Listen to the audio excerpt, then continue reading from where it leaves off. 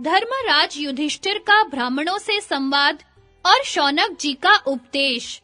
वैशंपायन जी कहते हैं, जन्मेजय, रात बीत गई। पांडव नित्य कर्म से निवृत्त हुए। जब उन्होंने वन में जाने की तैयारी की, तब धर्मराज युधिष्ठिर ने ब्राह्मणों से कहा, महात्माओं, इस समय हमारा राज्य, लक्ष्मी और सर्वस्व शत्रुओं ने छीन लिया है। हम कंदमूल फल का भोजन करते हुए वन में निवास करने जा रहे हैं। वन में बड़े-बड़े विघ्न और बाधाएं हैं, इसलिए आप लोगों को वहां बड़ा कष्ट होगा। इसलिए आप लोग अब अपने-अपने अभीष्ट स्थान को जाएं। ब्राह्मणों ने कहा, राजन, प्रेम के कारण हम लोग आपके साथ रहना चाहते हैं। हमें आप अपने पास रखने की कृपा कीजिए। धर्मराज, हमारे पालन पोषण के संबंध में आप तनिक भी चिंता न करें। हम अपने आप अपने भोजन का प्रबंध कर लेंगे और आपके साथ वन में रहेंगे। वहाँ बड़े प्रेम से अपने इष्ट देव का ध्यान करेंगे, जप करेंगे, पूजा करेंगे। उससे आपका कल्याण होगा। वहाँ सुंदर-सुंदर कथाएं सुनाकर बड़े सुख से वन में विचरेंगे। धर्मराज ने कहा, महात्माओं, आप लोगों का कहना ठीक है। मैं सर्वदा ब्राह्मणों में ही रहना चाहता हूँ, परंतु इस समय मेरे पास धन नहीं है, इसलिए लाचारी है। भला मैं यह बात कैसे देख सकूंगा कि आप लोग स्वयं अपने भोजन का प्रबंध करें। हाय हाय, मेरे कारण आप लोगों को कितना कष्ट होगा। जब धर्मराज युधिष्ठिर ने इस प्रकार शोक प्रकट किया और उदास होकर पृथ्वी पर बैठ गए, तब आत्मज्ञानी शौनक ने उनसे कहा, राजन, अज्ञानी मनुष्यों के सामने प्रतिदिन सैकड़ों और हजारों शोक तथा भय के अवसर आया करते हैं, ज्ञानियों के सामने नहीं। आप जैसे सत्पुरुष ऐसे अवसरों से कर्म बंधन में नहीं पड़ते। वे तो सर्वदा मुक्त ही रहते हैं। आपकी चित्त वृत्ति यम, नियम आदि अष्टांग योग से परिपुष्ट है, श्रुति और स्मृति के ज्ञान से संपन्न है। आपके जैसी अटल बुद्धि जिसे प्राप्त है, वह संपत्ति के नाश से, अन्न वस्त्र के न मिलने से, घोर विपत्ति के समय भी दुखी नहीं होता। कोई भी शारीरिक अथवा मानसिक दुख उसे प्रभावित नहीं कर सकता। महात्मा जनक ने जगत को शारीरिक और मानसिक दुख से पीड़ित देखकर उसकी शांति के लिए यह बात कही थी। आप उनके वचन सुनिए। शरीर के दुख के 4 कारण हैं: रोग, दुखद वस्तु का स्पर्श, अधिक परिश्रम और अभिलषित वस्तु का न मिलना। इन निमित्तों से मन में चिंता हो जाती है और मानसिक दुख ही शारीरिक दुख का रूप धारण कर लेता है। लोहे का गरम गोला यदि घड़े के जल में डाल दिया जाए तो वह जल भी गरम हो जाता है। वैसे ही मानसिक पीड़ा से शरीर भी व्यथित हो जाता है। इसलिए जैसे जल के द्वारा अग्नि को शांत किया जाता है, वैसे ही ज्ञान के द्वारा मन को शांत रखना चाहिए। मन का दुख मिट जाने पर शरीर का दुख भी मिट जाता है। मन के दुखी होने का कारण है स्नेह। स्नेह के कारण ही मनुष्य विषयों में फंसता है और अनेक प्रकार के दुख भोगने लगता है। स्नेह के कारण ही दुख, भय, शोक आदि विकारों की प्राप्ति होती है। स्नेह के कारण ही विषयों की सत्ता का अनुभव होता है और फिर उनमें राग हो जाता है। विषयों के चिंतन और राग से भी बढ़कर स्नेह ही है। जैसे खोडर की आग सारे वृक्ष को जला डालती है, वैसे ही थोड़ा सा भी राग धर्म और अर्थ का सत्यानाश कर देता है। विषयों के न मिलने पर जो अपने को त्यागी कहता है, वह त्यागी नहीं है। वास्तव में सच्चा त्यागी तो वह है जो विषयों के मिलने पर भी उनमें दोष दृष्टि करता है और उनसे दूर रहता है। विरक्त पुरुष द्वेष रहित भी होता है, इसलिए उसे कभी कर्म बंधन में नहीं बंधना पड़ता। जगत में मित्र और धन का संग्रह तो करना चाहिए, परंतु उनमें आसक्ति नहीं करनी चाहिए। विचार के द्वारा स्नेह का त्याग होता है। जैसे कमल के दल पर जल अटल नहीं रह सकता, वैसे ही विवेकी, भगवत प्राप्ति के इच्छुक और आत्मज्ञानी पुरुष के चित्त में स्नेह नहीं टिक सकता। विषय के दर्शन से उसमें रमणीय बुद्धि होती है, फिर प्रियता मालूम होने लगती है, उसे लेने की इच्छा होती है, मिल जाने पर उसकी चाट लग जाती है और बार-बार उसे पाने की तृष्णा होती है। यह तृष्णा ही समस्त पापों का मूल है, उद्वेग की जननी है, अधर्म से पूर्ण और भयंकर है। मूर्ख इसका त्याग नहीं कर सकते, बूढ़े होने पर भी यह बूढ़ी नहीं होती। यह शरीर के साथ मिटने वाली बीमारी है। इसका त्याग करने से ही सच्चा सुख प्राप्त होता है। जैसे लोहे के भीतर प्रवेश करके आग उसका नाश कर देती है, वैसे ही प्राणियों के हृदय में प्रवेश करके यह तृष्णा भी उनका नाश कर देती है और स्वयं कभी नहीं मिटती। जैसे ईंधन अपनी ही आग से भस्म हो जाता है, वैसे ही लोभी पुरुष स्वाभाविक लोभ से ही नष्ट हो जाता है। जैसे प्राणियों के सिर पर मृत्यु का भय सर्वदा सवार रहता है, वैसे ही धनी पुरुषों को राजा, जल, अग्नि, चोर और कुटुंब का भय सदा ही बना रहता है। जैसे मांस को आकाश में पक्षी, भूमि पर हिंसक जीव और जल में मगरमच्छ खा जाते हैं, वैसे ही धनी पुरुष के धन को भी सब कहीं दूसरे लोग ही भोगा करते हैं। मूर्खों की तो बात ही क्या, बड़े-बड़े बुद्धिमानों के लिए भी धन अनर्थ का ही कारण है। वे धन से सिद्ध होने वाले फलों के लिए कर्म में लग जाते हैं और अपना परम कल्याण करने में असमर्थ हो जाते हैं। सभी प्रकार के धन लोभ, मोह, कंजूसी, घमंड, हेकड़ी, भय और उद्वेग को बढ़ाने वाले हैं। धन के पैदा करने में, रक्षा करने में और खर्च करने में भी बड़ा दुख सहना पड़ता है। धन के लिए लोग एक दूसरे के प्राण ले लेते हैं। यदि धन अपने पास इकट्ठा हो जाए, तो वह पाले हुए शत्रु के समान है। उसको छोड़ना भी कठिन हो जाता है। धन की चिंता करना अपना नाश करना है। इसी से अज्ञानी सर्वदा असंतुष्ट रहते हैं और ज्ञानी संतुष्ट। धन की प्यास कभी बुझती नहीं, उसकी ओर से मुंह मोड़ लेना ही परम सुख है। सच्चा संतोष ही परम शांति है। धर्मराज, जवानी, सुंदरता, जीवन, रत्नों की राशि, ऐश्वर्य और प्रिय वस्तु तथा व्यक्तियों का समागम सभी अनित्य है। बुद्धिमान पुरुष उन्हें कभी नहीं चाहता। इसलिए उचित यही है कि सब प्रकार के संग्रह परिग्रह का परित्याग कर दे और त्याग करने के कारण जो कुछ भी कष्ट उठाना पड़े, प्रसन्नता से उठावे। अब तक जगत में कोई भी संग्रही अपने संग्रह के कारण सुखी नहीं देखा गया है। इसलिए धर्मात्मा पुरुष उसी मनुष्य की प्रशंसा करते हैं जो प्रारब्ध से प्राप्त वस्तु में ही संतुष्ट है। धर्म करने के लिए भी धन कमाने की अपेक्षा न कमाना ही अच्छा है।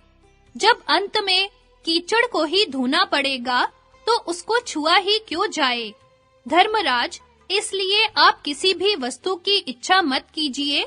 यदि आप अपने धर्म पर अटल रहना चाहते हैं, तो धन की इच्छा सर्वथा त्याग दें। युधिष्ठिर ने कहा, ब्राह्मणों, मैं इसलिए धन नहीं चाहता कि उसका स्वयं उपभोग करूं।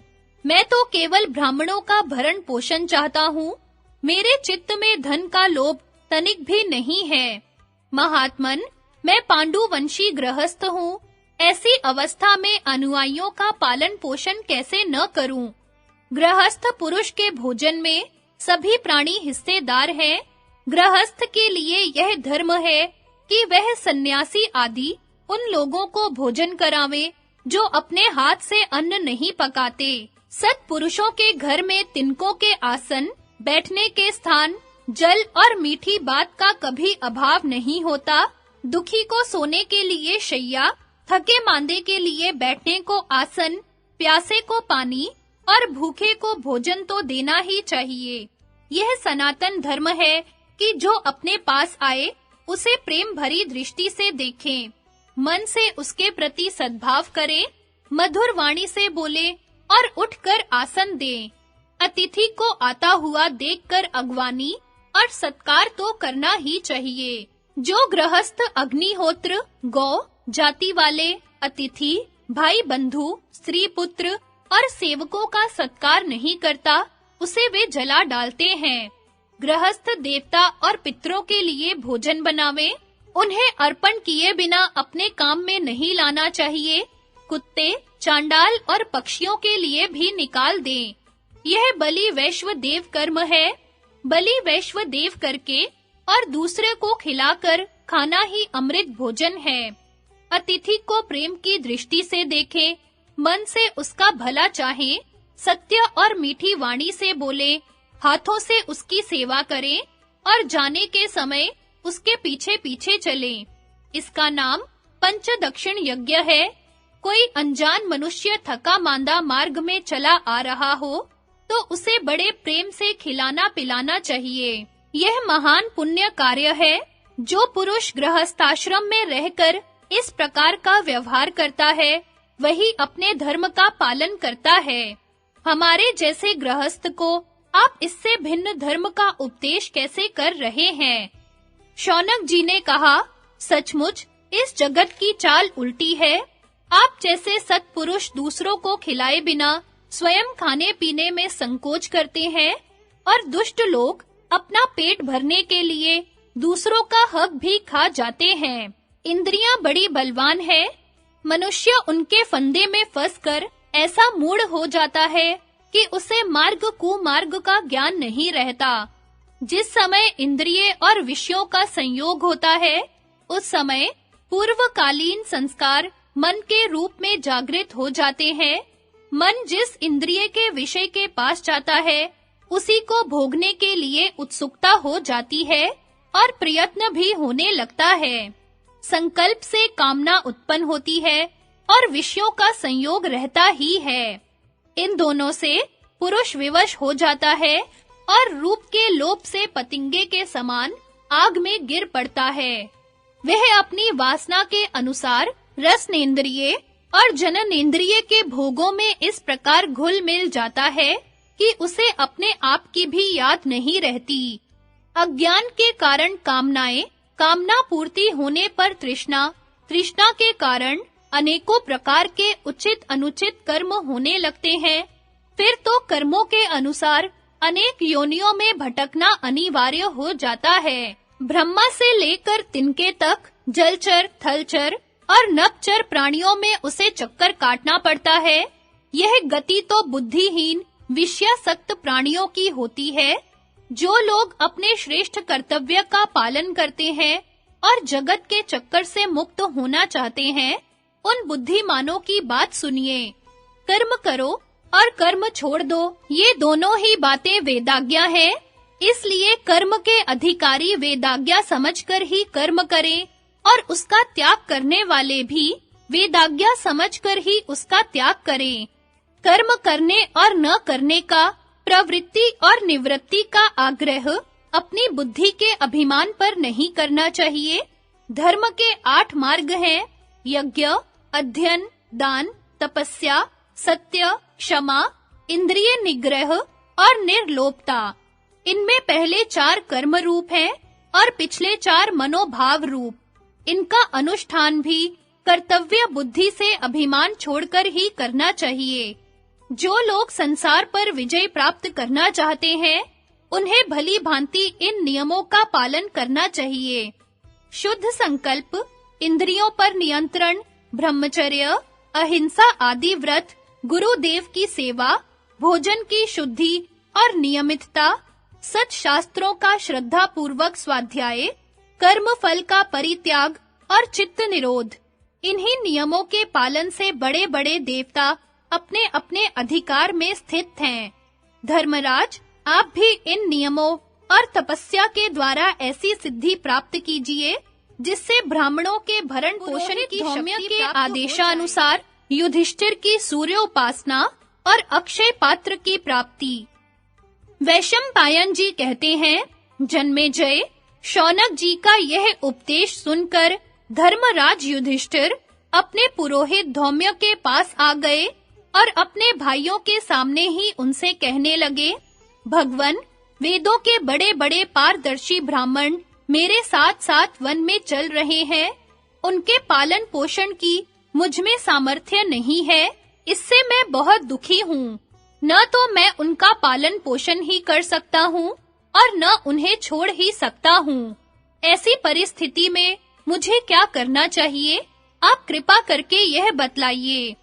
धर्मराज युधिष्ठिर का प्रश्न सुनकर पुरोहित धौम्य ने योग दृष्टि से कुछ समय तक इस विषय पर विचार किया।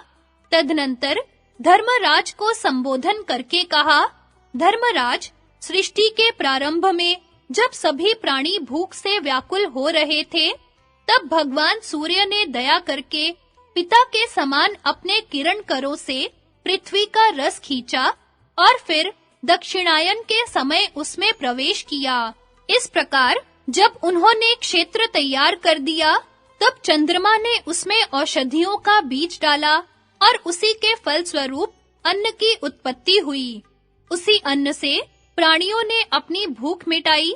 धर्मराज, कहने का तात्पर्य यह है कि सूर्य की कृपा से अन्न उत्पन्न होता है। सूर्य ही समस्त प्राणियों की रक्षा करते हैं, वही सबके पिता हैं। इसलिए तुम भगवान सूर्य की शरण ग्रहण करो और उनके कृपा प्रसाद से ब्राह्मणों का पोषण करो। पुरोहित धौम्य ने धर्मराज को सूर्य की आराधन पद्धति बतलाते हुए कहा, मैं तुम्हें सूर्य के 108 नाम बतलाता हूँ, सावधान होकर श्रवण करो। सूर्य, अर्यमा, भग, त्वष्टा, पूषा, अर्क, सविता, रवि, गभस्तिमान, अज, काल, मृत्यु, धाता, प्रभाकर, पृथ्वी, जल, तेज, वायु, आकाश, स्वरूप, सोम, बृहस्पति, शुक्र, बुध, मंगल, इंद्र, विवस्वान, दीप्तांशु, शुचि, सौरी, शनैश्चर, ब्रह्मा, विष्णु, रुद्र, स्कंद, यम, वैद्युत, अग्नि, जाठर अग्नि, ईंधन अग्नि, तेजस्पति, धर्मध्वज, वेदकर्ता, वेदांग, वेदवाहन, सत्य, त्रेता, द्वापर, कली, कला, काष्ठा, मुहूर्त, क्षपा, याम, क्षण, संवत्सरकर, अश्वत्थ, कालचक्र, विभवसु, शाश्वत पुरुष, योगी, व्यक्त, अव्यक्त, सनातन, कालाध्यक्ष, प्रजाध्यक्ष, विश्वकर्मा, तमोनुद, वरुण, सागर, अंश, जीमूत, जीवन, अरिहा, भूताश्रय, भूतपति, सर्वलोक नमस्कृत, सृष्टा, संवर्तक वाहिन, सर्वादि, अलोलुप, अनंत, कपिल, भानु, कामद, सर्वतोमुख, क्षय, विशाल, वरद, सर्वधातु निषेचिता, मन, सुपर्ण, भूतादि, शीघ्रक, प्राणधारक, धन्वंतरी, धूमकेतु, आदिदेव, अदितिपुत्र, द्वादशात्मा, अरविंदाक्ष, माता पिता पितामह स्वरूप, स्वर्गद्वार, प्रजाद्वार, मोक्षद्वार, त्रिविष्टप, देहकर्ता, प्रशांतात्मा, विश्वात्मा, विश्वतोमुख, चराचर आत्मा, सूक्ष्मात्मा, मैत्रेय और करुणान्वित। धर्मराज, अमित तेजस्वी एवं कीर्तन करने योग्य भगवान सूर्य के ये 108 नाम हैं। स्वयं ब्रह्मा जी ने इनका वर्णन किया है। इन नामों का उच्चारण करके भगवान सूर्य को इस प्रकार नमस्कार करना चाहिए। समस्त देवता, पितृ और यक्ष जिनकी सेवा करते हैं, असुर, राक्षस और सिद्ध जिनकी वंदना करते हैं, तपाए हुए सोने और अग्नि के समान जिनकी कांति है, उन भगवान भास्कर को मैं अपने हित के लिए प्रणाम करता हूँ।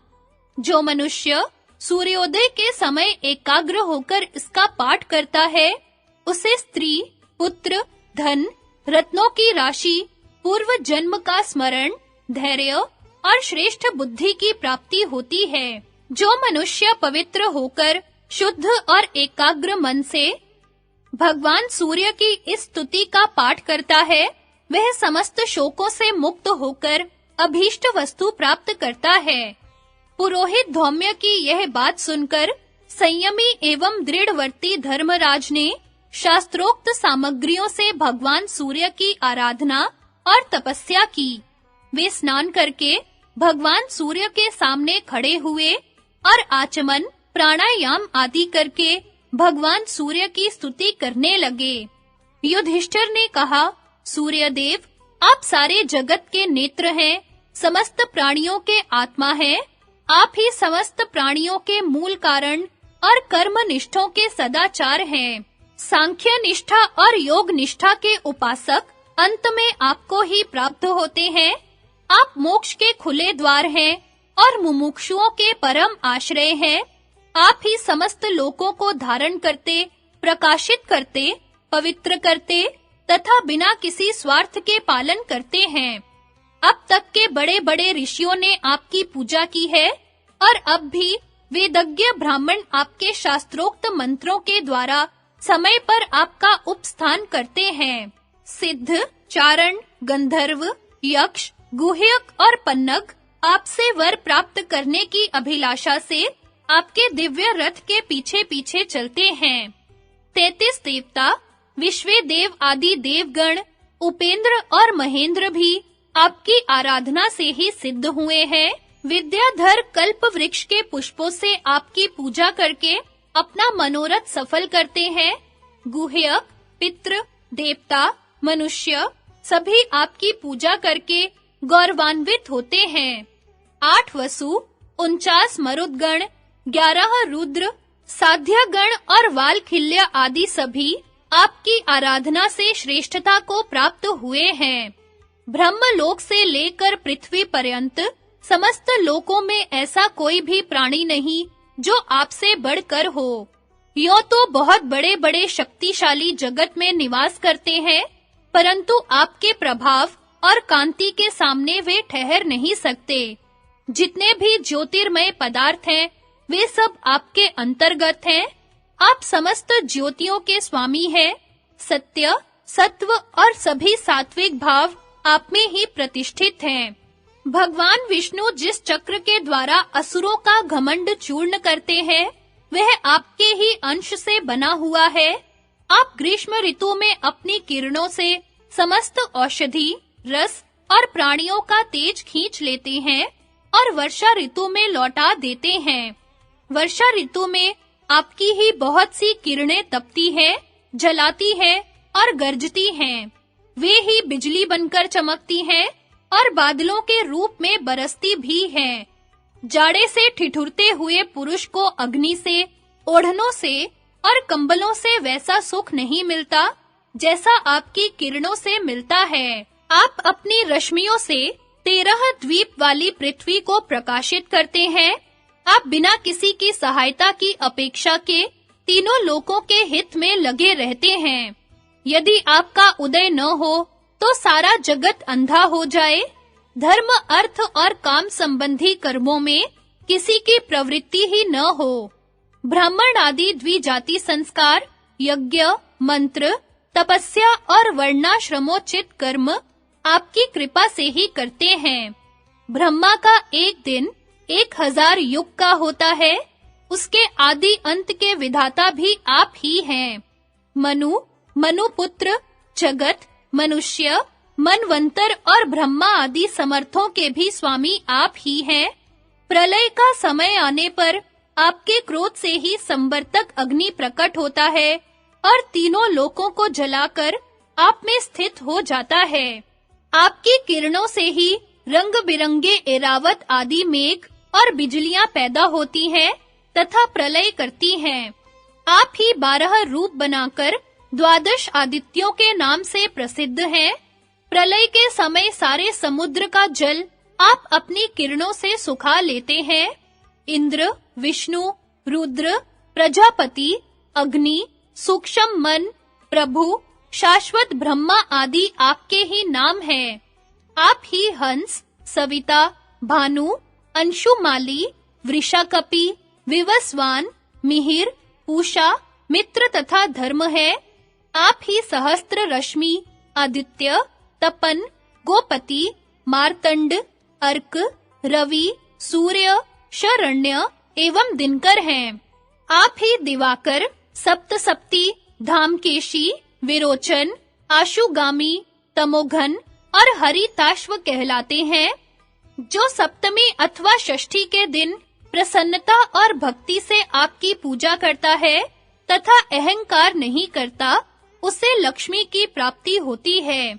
जो अनन्य चित्त से आपकी पूजा और नमस्कार करते हैं, उन्हें आधि व्याधि तथा आपत्तियां नहीं सताती। आपके भक्त समस्त रोगों से रहित, पापों से मुक्त, सुखी और चिरजीवी होते हैं। हे अन्नपते, मैं श्रद्धा पूर्वक सबको अन्न देना और सबका आतिथ्य करना चाहता हूँ। मुझे अन्न की कामना है। आप कृपा करके मेरी अभिलाषा पूर्ण कीजिए। आपके चरणों में रहने वाले माठर, अरुण, दंड आदि उन अनुचरों को मैं प्रणाम करता हूँ जो वज्र, बिजली आदि के प्रवर्तक हैं। शुभा, मैत्री आदि अन्य भूत माताओं को भी मैं प्रणाम करता हूँ। वे मुझ शरणागत की रक्षा करें।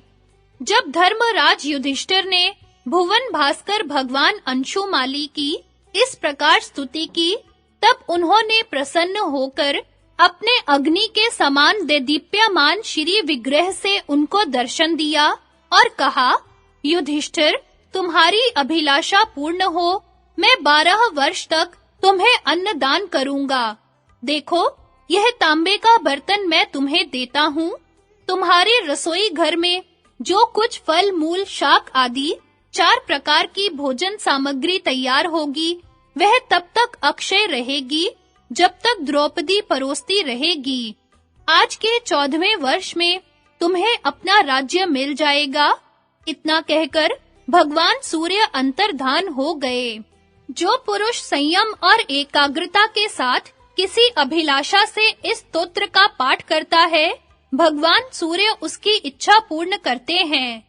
जो बार-बार इसका धारण और श्रवण करता है, उसे उसकी अभिलाषा के अनुसार पुत्र, धन, विद्या आदि की प्राप्ति होती है। स्त्री पुरुष कोई भी दोनों समय इसका पाठ करे तो घोर से घोर संकट से भी छूट जाता है।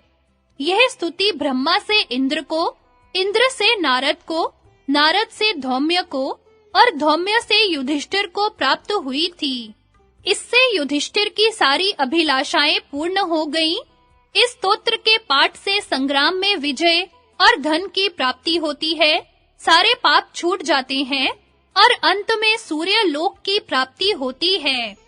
जन्मेजय, इस प्रकार धर्मराज युधिष्ठिर ने भगवान सूर्य से वर प्राप्त किया।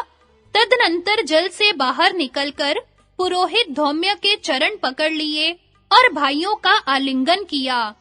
तदनंतर वह पात्र द्रौपदी को दे दिया। रसोई तैयार हुई।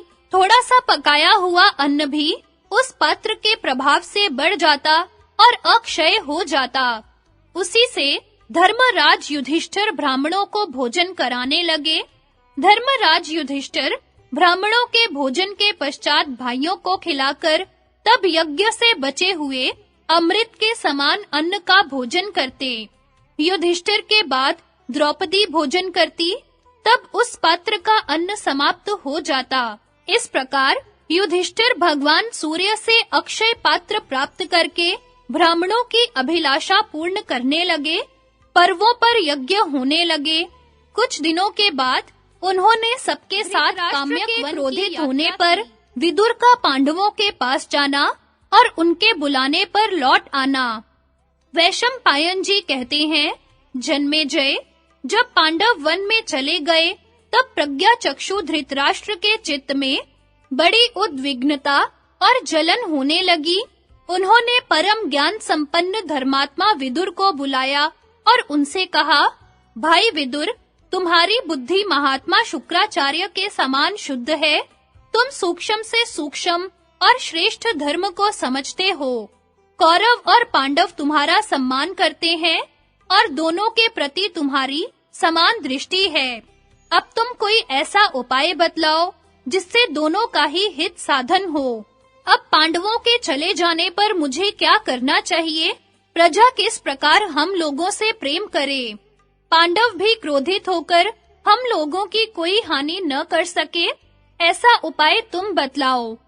विदुर जी ने कहा, राजन, अर्थ, धर्म और काम, इन तीनों के फल की प्राप्ति धर्म से ही होती है। राज्य की जड़ है धर्म।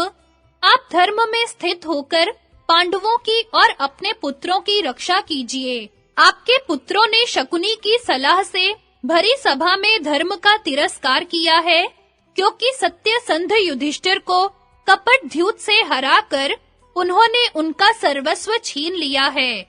यह बड़ा अधर्म हुआ। इसके निवारण का मेरी दृष्टि में एक ही उपाय है। वैसा करने से आपका पुत्र पाप और कलंक से छूटकर प्रतिष्ठा प्राप्त करेगा। वह उपाय यह है कि आपने पांडवों का जो कुछ छीन लिया है, वह सब उन्हें दे दिया जाए। राजा का यह परम धर्म है कि वह अपने हक में ही संतुष्ट रहे, दूसरे का हक न चाहे। जो उपाय मैंने बतलाया है, उससे आपका लांछन छूट जाएगा, भाई भाई में फूट नहीं पड़ेगी और अधर्म भी नहीं होगा। यह काम आपके लिए सबसे बढ़कर है कि आप पांडवों को संतुष्ट करें और शकुनी का अपमान करें। यदि आपके पुत्रों का सौभाग्य तनिक भी शेष रह गया, तो शीघ्र से शीघ्र यह काम कर डालना चाहिए।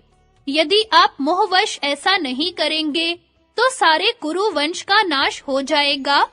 यदि आपका पुत्र दुर्योधन प्रसन्नता से पांडवों के साथ रहना स्वीकार कर ले, तब तो ठीक ही है। अन्यथा परिवार और प्रजा के सुख के लिए उस कुल कलंक और दुरात्मा को कैद करके युधिष्ठिर को राज सिंहासन पर बैठा दीजिए। युधिष्ठिर के चित्त में किसी के प्रति राग द्वेष नहीं है, इसलिए वे ही धर्म पूर्वक पृथ्वी का शासन करें। यदि सब लोग मेल मिलाप से रह सकें, तो पृथ्वी के सभी राजा हमारे सामने वैश्यों के समान सेवा करने के लिए उपस्थित हों। दुशासन भरी सभा में भीमसेन और द्रौपदी से क्षमा याचना करें। आप युधिष्ठिर को सांत्वना देकर राज सिंहासन पर बैठा दें। और तो क्या कहूँ, बस आप इतना करने से कृतकृत्य हो जाएंगे। धृतराष्ट्र ने कहा, विदुर, यह तुम क्या कह रहे हो? तुम पांडवों का हित चाहते हो और मेरे पुत्रों का अहित। मेरे मन में तुम्हारी बातें नहीं बैठती। तुम बार-बार पांडवों के पक्ष की ही बात करते हो। भला मैं उनके लिए अपने पुत्रों को कैसे छोड़ सकता हूँ? विदुर, मैं तो तुम्हारा इतना सम्मान करता हूँ और तुम मेरे पुत्रों का अहित चाहते हो। अब मुझे तुम्हारी कोई आवश्यकता नहीं है। तुम्हारी इच्छा हो तो यहाँ रहो अथवा चले जाओ। इतना कहकर धृतराष्ट्र उठ खड़े हुए और झटपट महल में चले गए। धृतराष्ट्र की यह दशा देखकर विदुर ने कहा, अब कौरव कुल का नाश अवश्यम भावी है। ऐसा कहकर उन्होंने पांडवों से मिलने के लिए यात्रा आरंभ की। यूं तो विदुर जी के चित्त में सर्वदा ही पांडवों से मिलने की लालसा बनी रहती थी, परंतु आज धृतराष्ट्र के व्यवहार से उन्हें उसको पूरा करने का अवसर मिल गया और उन्होंने एक रथ पर सवार होकर काम्यक वन की यात्रा कर दी। उनके शीघ्रगामी घोड़ों ने थोड़े ही समय में उन्हें वहां पहुंचा दिया। उस समय धर्मात्मा युधिष्ठिर ब्राह्मणों, भाइयों और द्रौपदी के साथ बैठे हुए थे। उन्होंने देखा और दूर से ही पहचान लिया कि विदुर जी बड़ी शीघ्रता से हमारे पास आ रहे हैं। युधिष्ठिर जी ने भीमसेन से कहा, भाई, पता नहीं कि इस बार विदुर जी यहाँ आकर हम लोगों से क्या कहेंगे। तदनंतर पांडवों ने उठकर विदुर जी की अगवानी की, स्वागत सत्कार किया। विदुर जी भी यथा योग्य सबसे मिले। विश्राम के अनंतर पांडवों ने उनके पधारने का कारण पूछा। तब उन्होंने धृतराष्ट्र के व्यवहार का वर्णन किया। कुशल प्रश्न समाप्त हो जाने के पश्चात विदुर जी ने कहा, धर्मराज, मैं आपसे बड़े काम की बात कहता हूँ। जो मनुष्य शत्रुओं के दुख देने पर भी क्षमा कर देता है और अपनी उन्नति का अवसर देखता रहता है, साथ ही अपनी शक्ति और सहायकों का संग्रह करता रहता है, वह पृथ्वी का राजा होता है। जो अपने भाइयों को अलग नहीं कर देता मिलाकर अपने साथ रखता है, उसके ऊपर कभी विपत्ति भी आ जाए तो सब लोग मिलजुल कर उसको सहन करते हैं और प्रतिकार भी। इसलिए भाइयों को अलग नहीं करना चाहिए। भाइयों के साथ सच्ची और महत्वपूर्ण बात ही करनी चाहिए और ऐसा व्यवहार करना चाहिए जिससे किसी को कुछ शंका न हो। जो स्वयं खाए वही अपने भाइयों को भी साथ बैठाकर खिलावे। अपने आराम के पहले ही उनके आराम की व्यवस्था कर दे। जो ऐसा करता है उसी का भला होता है। युधिष्ठिर ने कहा, चाचा जी, मैं बड़ी सावधानी के साथ आपके उपदेश के अनुसार काम करूंगा और भी आप हम लोगों की अवस्था और समय के उपयुक्त जो कुछ ठीक समझते हो बतलावें।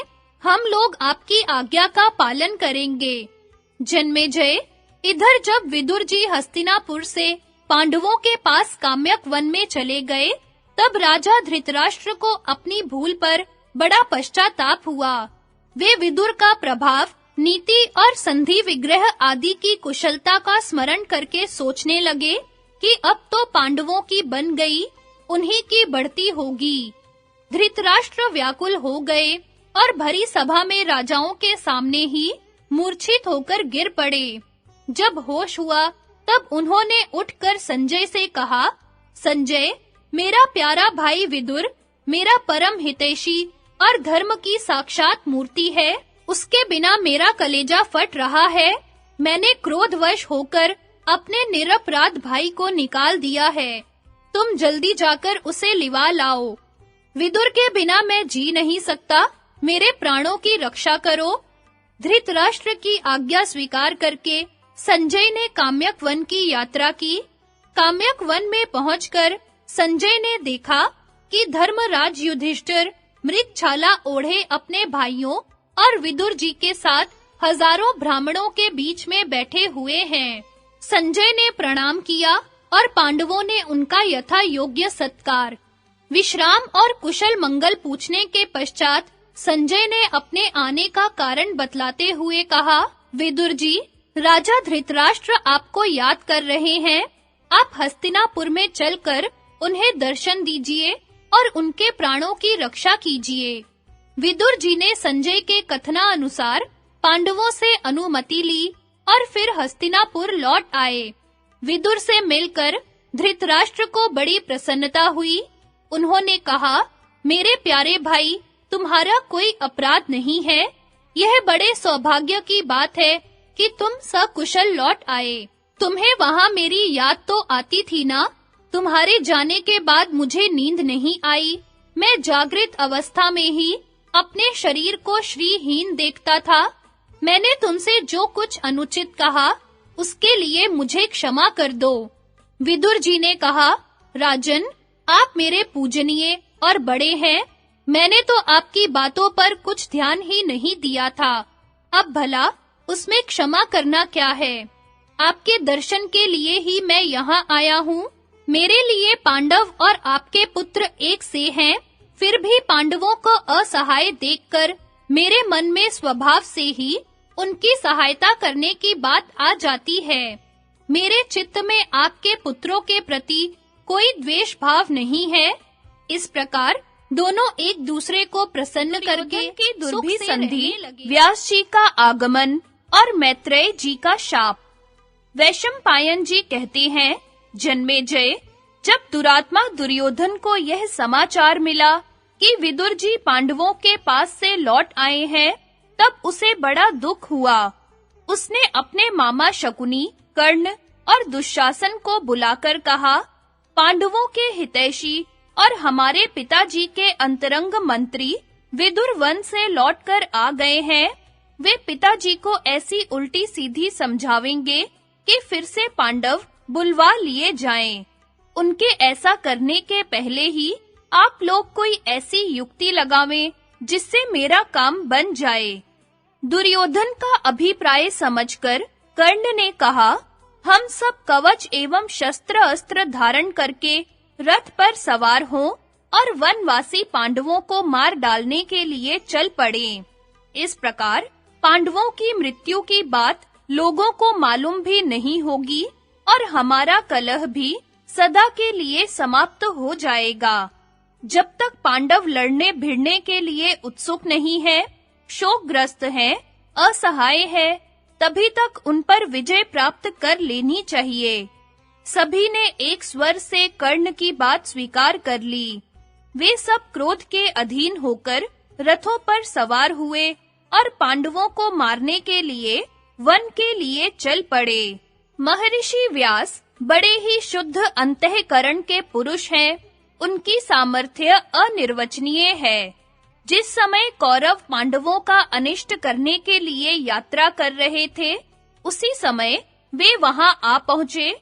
उन्हें अपनी दिव्य दृष्टि से कौरवों की दुर्बुद्धि का पता चल गया था। उन्होंने स्पष्ट रूप से आज्ञा देकर कौरवों को वैसा करने से रोक दिया।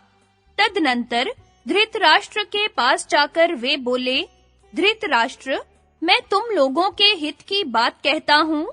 दुर्योधन ने कपट पूर्वक जुआ खेलकर पांडवों को हरा दिया और उन्हें वन में भेज दिया। यह बात मुझे अच्छी नहीं लगी है। यह निश्चित है कि 13 वर्ष के बाद कौरवों के दिए हुए कष्टों को स्मरण करके पांडव बड़ा उग्र रूप धारण करेंगे और बाणों की बौछार से तुम्हारे पुत्रों को ध्वंस कर डालेंगे।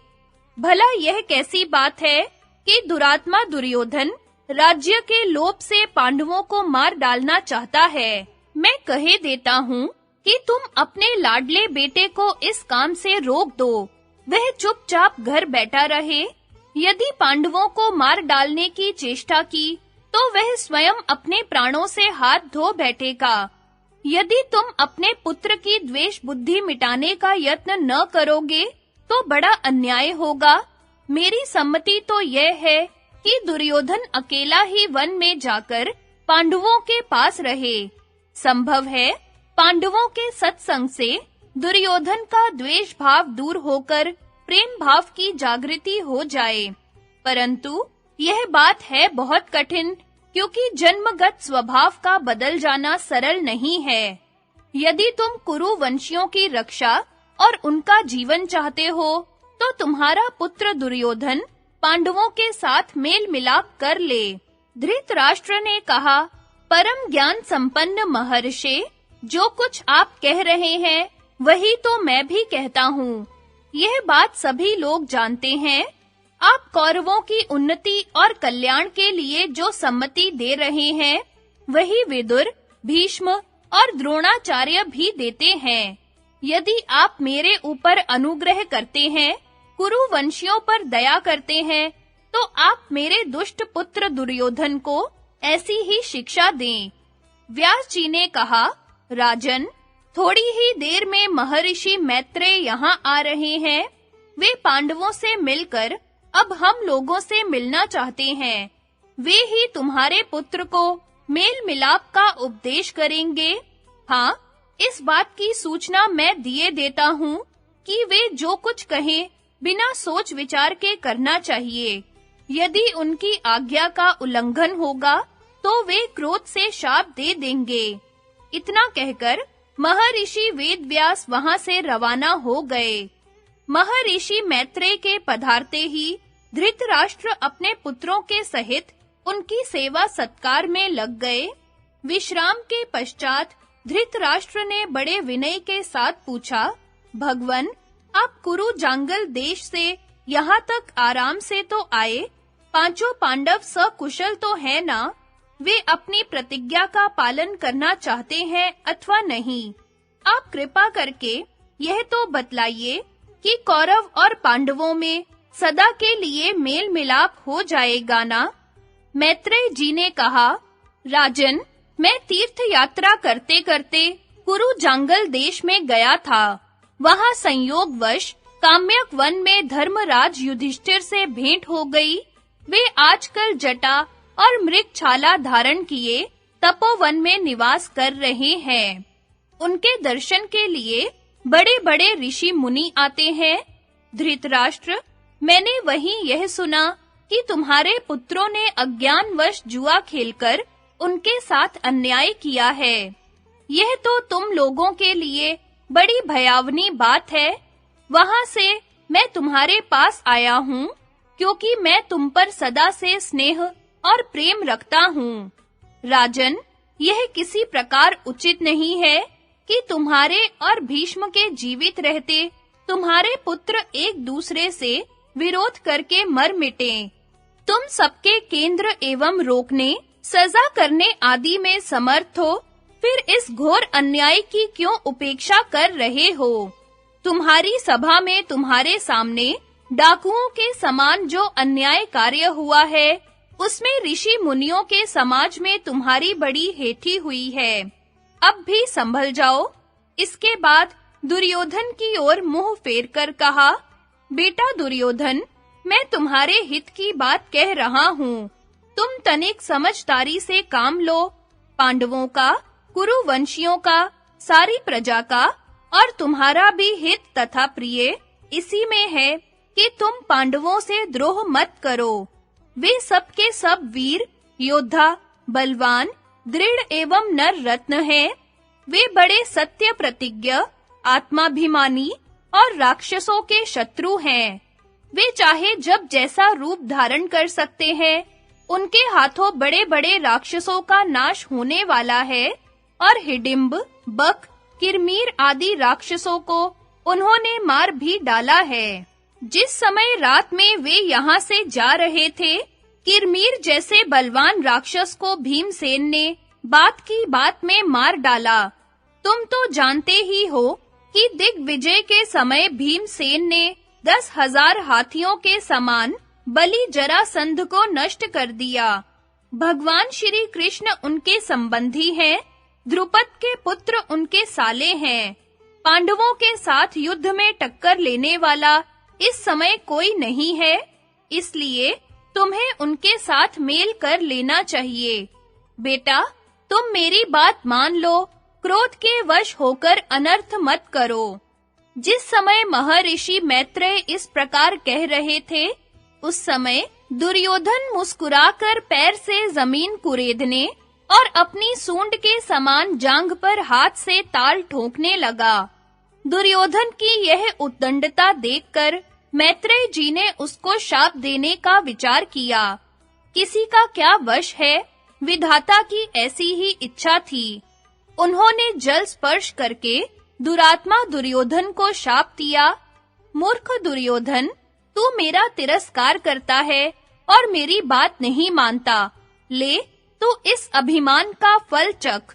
तेरे इस द्रोह के कारण कौरवों और पांडवों में घोर युद्ध होगा।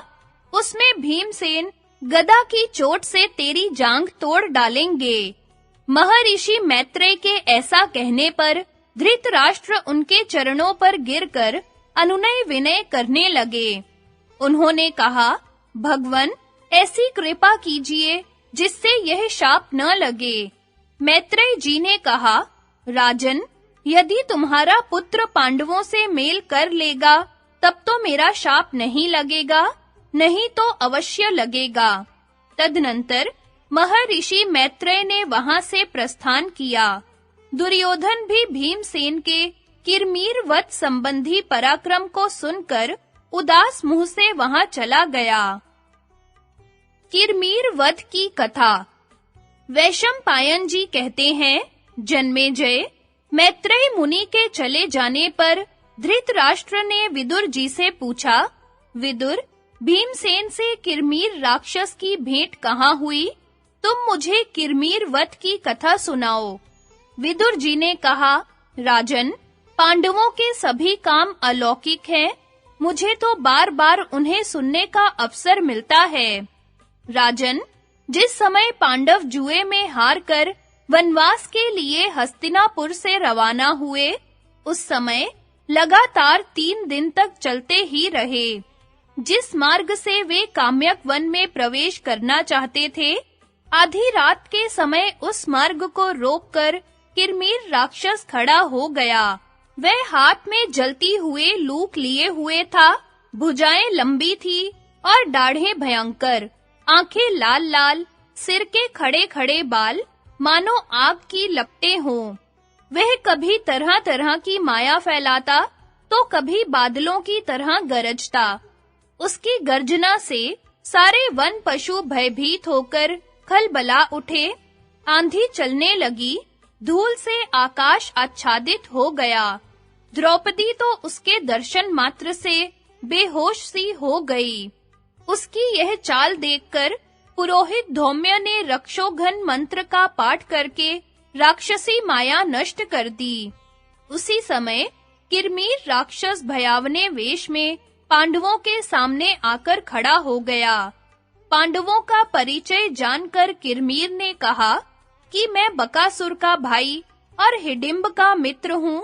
इसी भीमसेन ने उनको मारा है, इसलिए आज अच्छा अवसर मिला, इसे मैं अभी नष्ट किए डालता हूँ। उसी समय भीमसेन ने एक बहुत बड़ा पेड़ उखाड़ा और उसके पत्ते तोड़-ताड़ कर फेंक दिए। भीमसेन ने दृढ़ता के साथ लंगोट कसकर वृक्ष को उठाया और राक्षस के सिर पर दे मारा, परंतु इससे राक्षस को कोई घबराहट नहीं हुई। राक्षस ने उनके ऊपर एक जलती हुई लकड़ी फेंकी, परंतु भीमसेन ने पैर से मारकर अपने को बचा लिया। इसके बाद दोनों में भयंकर वृक्ष युद्ध हुआ, जिससे आसपास के बहुत से वृक्ष नष्ट हो गए। भीमसेन ने हाथी के समान झपटकर राक्षस को अपनी बाहों में बांध तो लिया, परंतु वह जोर करके निकल गया और उल्टे भीमसेन को ही पकड़ लिया। तदनंतर बलवान भीमसेन ने उसको जमीन पर गिरा दिया और उसकी कमर घुटनों से दबाकर गला घोंट दिया। उसका शरीर ढीला पड़ गया, आंखें निकल आईं। इस प्रकार किरमीर राक्षस के मर जाने पर पांडवों को बड़ी प्रसन्नता हुई। सब लोग भीमसेन की प्रशंसा करने लगे और फिर काम्यक वन में प्रवेश किया।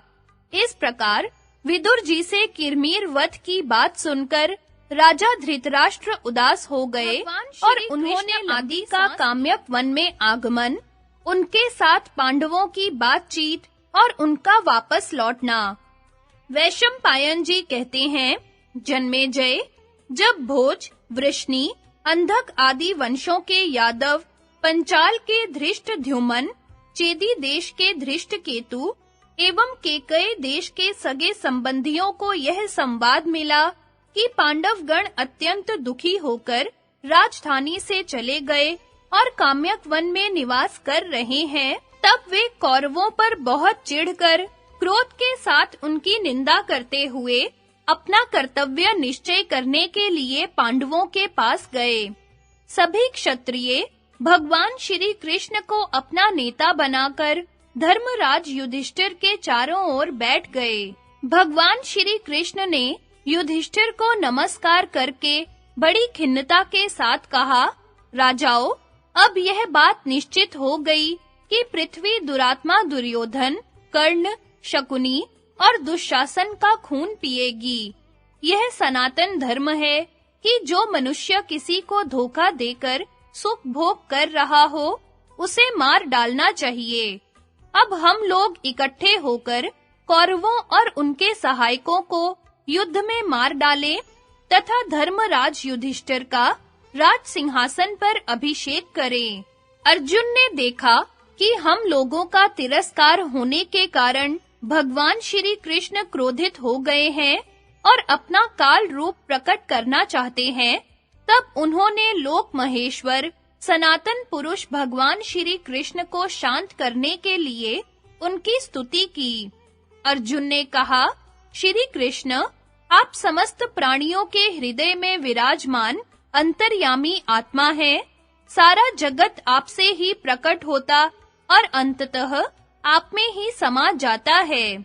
समस्त तपस्याओं की अंतिम गति आप ही हैं। आप नित्य यज्ञ स्वरूप हैं। आपने अहंकार स्वरूप भौमासुर को मारकर मणि के दोनों कुंडल इंद्र को दिए तथा इंद्र को इंद्रत्व भी आपने ही दिया है। आपने जगत के उद्धार के लिए ही मनुष्यों में अवतार ग्रहण किया है। आप ही नारायण और हरि के रूप में प्रकट हुए थे। आप ब्रह्मा, सोम, सूर्य, धर्म, धाता, यमराज, अग्नि, वायु, कुबेर, रुद्र, काल, आकाश, पृथ्वी और दिशा स्वरूप हैं। पुरुषोत्तम, आप स्वयं अजन्मा और चराचर जगत के सृष्टा हैं। आपने ही अदिति के यहाँ वामन विष्णु के रूप में अवतार ग्रहण किया था। उस समय आपने केवल 3 पग से स्वर्ग, मृत्यु और पाताल लोकों को नाप लिया। सर्व स्वरूप आप सूर्य में उनकी ज्योति के रूप में रहकर उन्हें प्रकाशित करते हैं। आपने विभिन्न प्रकार के सहस्त्रों अवतार ग्रहण करके धर्म विरोधी असुरों का संहार किया है। आपने सर्वैश्वर्यमयी द्वारका नगरी को अपनाकर लीला का विस्तार किया है और अंत में आप उसे समुद्र में डुबा देंगे। आप सर्वथा स्वतंत्र हैं। ऐसा होने पर भी मधुसूदन, आप में क्रोध, ईर्ष्या, द्वेष, असत्य और क्रूरता नहीं है। कुटिलता तो भला हो ही कैसे सकती है। अच्युत, सब ऋषि मुनि आपको अपने हृदय मंदिर में विराजमान दिव्य ज्योति के रूप में जानकर आपकी शरण ग्रहण करते और मोक्ष की याचना करते हैं। प्रलय के समय आप स्वतंत्रता से समस्त प्राणियों को अपने स्वरूप में लीन कर लेते और सृष्टि के समय समस्त जगत के रूप में प्रकट हो जाते हैं। ब्रह्मा और शंकर दोनों ही आपसे प्रकट हुए हैं। आपने बाल लीला के समय बलराम के साथ रहकर जो अलौकिक कार्य किए हैं, उन्हें अब तक न तो कोई कर सका और न आगे कर सकेगा। श्री कृष्ण के आत्मा अर्जुन उनकी इस प्रकार स्तुति करके चुप हो गए। तब भगवान श्री कृष्ण ने कहा, अर्जुन, तुम एकमात्र मेरे हो और मैं एकमात्र तुम्हारा हूँ। जो मेरे हैं वे तुम्हारे और जो तुम्हारे हैं वे मेरे। जो तुमसे द्वेष करता है वह मुझसे द्वेष करता है और जो तुम्हारा प्रेमी है वह मेरा प्रेमी है। तुम नर हो और मैं नारायण। हम लोगों ने निश्चित समय पर अवतार ग्रहण किया है। तुम मुझसे अभिन्न हो और मैं तुमसे। हम दोनों में कोई अंतर नहीं है। हम दोनों एक स्वरूप हैं। जिस समय भगवान श्री कृष्ण अर्जुन से यह बात कह रहे थे, उसी समय पांडवों की राजरानी द्रौपदी शरणागत वत्सल भगवान श्री कृष्ण की शरण ग्रहण करने के लिए उनके कुछ पास आकर कहने लगी। द्रौपदी ने कहा, मधुसूदन, मैंने असित और देवल मुनि के मुंह से सुना है कि सृष्टि के प्रारंभ में आपने अकेले ही बिना किसी की सहायता के समस्त लोकों की सृष्टि की। परशुराम जी ने मुझसे यह बात कही थी कि आप अपराजित विष्णु हैं। आप यजमान, यज्ञ और यजनीय भी हैं। पुरुषोत्तम, सभी ऋषि आपको क्षमा रूप कहते हैं। आप पंचभूत स्वरूप हैं और इनसे संपन्न होने वाले यज्ञ स्वरूप भी हैं। ऐसा कश्यप जी ने कहा था। आप समस्त देवताओं के स्वामी, सब प्रकार के कल्याण के संपादक, सृष्टिकर्ता और महेश्वर हैं। यह बात नारद जी ने कही है। जैसे बालक अपने खिलौनों के साथ स्वतंत्र रूप से खेलता है, वैसे ही आप ब्रह्मा, शंकर, इंद्र आदि देवताओं से बार-बार खेलते रहते हैं। स्वर्ग आपके सिर से, पृथ्वी आपके पैर से और सारे लोक आपके उदर से व्याप्त हैं। आप सनातन पुरुष हैं, वेदाभ्यासी एवं तपस्वी, ब्रह्मचारी, अतिथि सेवी गृहस्थ, शुद्धांतःकरण वानप्रस्थ और आत्मदर्शी सन्यासियों के हृदय में सत्य स्वरूप ब्रह्म के रूप में स्फुरित होने वाले आप ही हैं। आप युद्ध में पीठ न दिखाने वाले पुण्य आत्मा राजऋषियों की एवं समस्त धार्मिकों की परम गति हैं। आप सबके प्रभु हैं, विभु हैं, सर्वात्मा हैं और आपकी शक्ति से ही सब कर्म करने में समर्थ हो रहे हैं। लोक, लोकपाल, तारामंडल, दसों दिशाएं, आकाश, चंद्रमा और सूर्य सब आप में ही प्रतिष्ठित है। प्राणियों की मृत्यु, देवताओं की अमरता और संसार के समस्त कार्य आप में ही प्रतिष्ठित हैं। आप समस्त प्राणियों के ईश्वर हैं, इसलिए मैं प्रेम से आपके सामने अपना दुख निवेदन करती हूँ। श्री कृष्ण, मैं पांडवों की पत्नी, धृष्टद्युम्न की बहन और आपकी सखी हूँ। मुझ जैसी गौरवशालिनी स्त्री कौरवों की भरी सभा में घसीटी जाए, यह कितने दुख की बात है। कौरवों ने बेईमानी से हमारा राज्य छीन लिया, वीर पांडवों को दास बना लिया और राजाओं से ठसाठस भरी सभा में मुझ एक वस्त्रारत स्वला स्त्री को चोटी से पकड़कर घसीटा। मधुसूदन, मैं जानती हूँ कि गांडीव धनुष को अर्जुन, भीमसेन और आपके अतिरिक्त और कोई नहीं चढ़ा सकता, फिर भी भीमसेन और अर्जुन मेरी रक्षा नहीं कर सके। धिक्कार है इनके बल पौरुष को। इनके जीते जी दुर्योधन क्षण भर भी कैसे जीवित है। यह वही दुर्योधन है जिसने अजात शत्रु सरल चित्त पांडवों को इनकी माता के साथ हस्तिनापुर से निकाल दिया था। इसी ने भीमसेन को विष देकर मार डालने की चेष्टा की थी।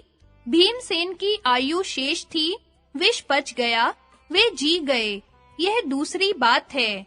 जिस समय भीमसेन प्रमाण कोटि वट के नीचे सो रहे थे, उस समय दुर्योधन ने इन्हें रस्सी से बंधवाकर गंगा में डाल दिया था।